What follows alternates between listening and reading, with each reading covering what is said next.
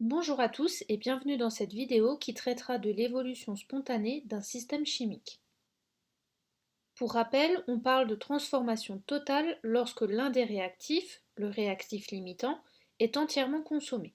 Dans ce cas, l'avancement final XF est égal à l'avancement maximal Xmax de la réaction. Pour une réaction d'équation A plus B donne C plus D, à l'état initial, on met en contact les réactifs A et B. Puis la transformation a lieu jusqu'à atteindre l'état final. Lorsque cet état final est atteint, plus aucun changement n'est visible à l'échelle macroscopique, c'est-à-dire à l'œil nu. Si l'on s'intéresse maintenant à ce qu'il se passe à l'échelle microscopique, on peut voir qu'une fois l'état final atteint, plus aucune transformation ne se produit à cette échelle. De ce fait, la transformation qui a lieu est celle de formation des produits à partir des réactifs uniquement. C'est pour cela que dans l'équation de réaction, on mettra une flèche simple allant des réactifs aux produits pour indiquer que la réaction est totale.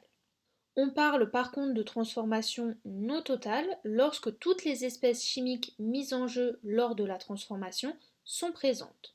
Dans ce cas, l'avancement final XF est strictement inférieur à l'avancement maximal Xmax de la réaction. Pour une réaction d'équation alpha plus bêta donne gamma plus delta, à l'état initial, on met en contact les réactifs alpha et bêta, puis la transformation chimique a lieu jusqu'à atteindre l'état final. Lorsque cet état final est atteint, plus aucun changement n'est visible à l'échelle macroscopique. Si l'on s'intéresse maintenant à ce qu'il se passe à l'échelle microscopique, on peut voir qu'une fois l'état final atteint, les réactifs continuent à former des produits, mais qu'en balance, les produits forment également des réactifs. Ainsi, la composition globale du système reste inchangée, mais deux transformations chimiques ont lieu en parallèle et à la même vitesse, celle de formation des produits, mais aussi celle de formation des réactifs. Ainsi, à l'échelle microscopique, un changement continu a lieu.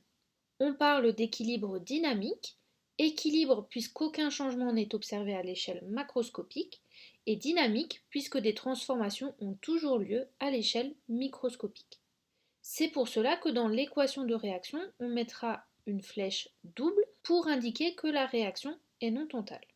On parle de sens direct lorsque la transformation se fait dans le sens de formation des produits et de sens indirect lorsque la transformation se fait dans le sens de formation des réactifs. Le taux d'avancement, noté taux, se définit comme le quotient de l'avancement final par l'avancement maximal. On a donc taux égale xf divisé par xmax, où xf et xmax sont exprimés en mol et taux est donc sans unité. Cette définition est à connaître. Dans le cas où taux égale à 1, on parle de transformation totale. Si taux est inférieur strictement à 1, alors la transformation est non totale. Le quotient de réaction, noté QR, est une grandeur sans unité qui caractérise le système chimique dans un état donné. Pour une réaction d'équation AA plus BB donne CC plus DD, vous aurez remarqué ici la flèche double qui indique que la transformation est non totale. Le coefficient de réaction se définit de la manière suivante. On divise le produit des concentrations des produits élevés à la puissance du coefficient stoichiométrique par le produit des concentrations des réactifs également élevés à la puissance du coefficient stoichiométrique.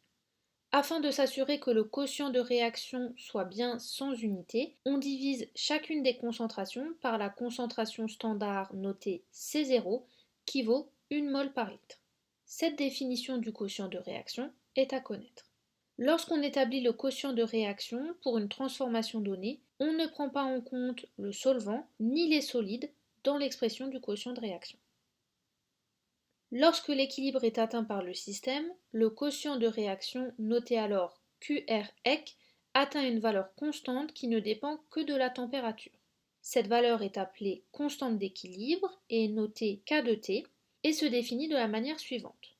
On retrouve l'expression du quotient de réaction, mais avec les concentrations des espèces chimiques prises à l'équilibre.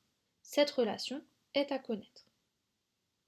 On parle d'évolution spontanée d'un système chimique lorsque le système évolue de l'état initial à l'état final sans intervention extérieure.